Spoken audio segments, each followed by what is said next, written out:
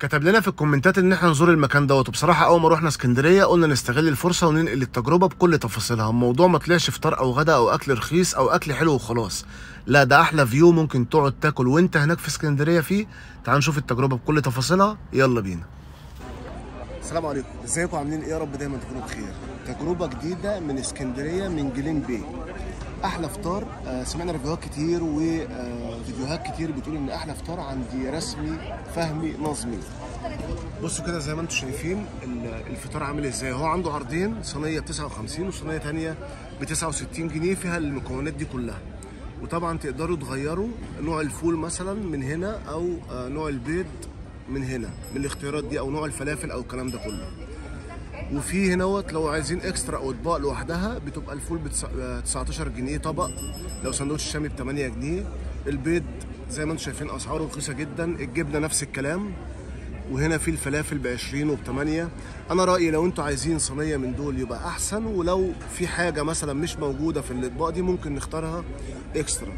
تعالوا نشوف التجربه عامله ازاي ونقول لكم راينا في نظمي عامل ايه. وكفايه بقى عشان خاطر كده انا ملوح عشان الفيو تشوفوه. يلا بينا. تعالوا اوريكم بقى احنا اخترنا ايه. اخترنا الصينيه ب 59 جنيه دي، وبصراحه في البدايه انا وصاحبي كنا مستقلين الكميه دي علينا قوي، فاخترنا حاجات اكسترا زي الطعميه المحشيه اللي انتم شايفينها دي، وكمان اخترنا اومليت، وكمان جبنه بالطماطم. جبنه بالطماطم، حلو الكلام. هقول لكم مكونات الصينيه عباره عن ايه، ونزل لنا كمان 2 باسكت عيش من اللي هو الابيض الشامي ده، كان زي القمر كده وسخن وطازه وحلو قوي قوي مع الاكل ده يا جماعه.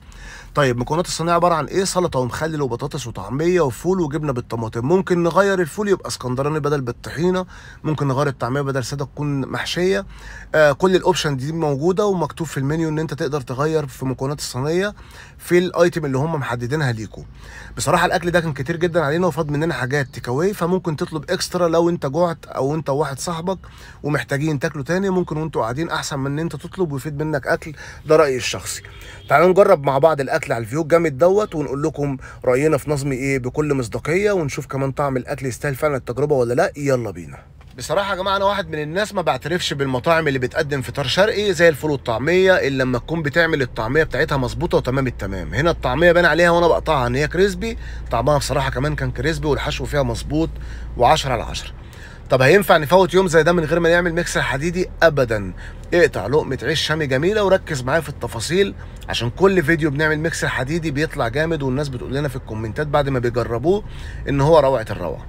حط حته طعميه محشيه مع 1 3 بطاطس وحته جبنه بالطماطم، حلو الكلام. طبعا العيش سخن وجميل، واقطم كده ودوق وقول لي الطعم عامل ازاي يا شيف كريم. هنا يا جماعه انا بقول لكم الطعم حلو قوي قوي قوي قوي فعلا. الميكس ده كان خطير. يلا انزل حالا في الكومنتات اعمل تاج وشير لصاحبك اللي نفسك تفطر معاه في اسكندريه في جليم بيك من عند نظمي. تجربه جميله جدا. بالمناسبه الفطار بتاعنا بالاكسترا عمل حوالي 140 جنيه. تجربه جميله اختصرناها. قولوا لنا في الكومنتات الاماكن اللي عايزين نزورها. نشوفكم ان شاء الله في ريفيوز او فيديو جديد. سلام عليكم.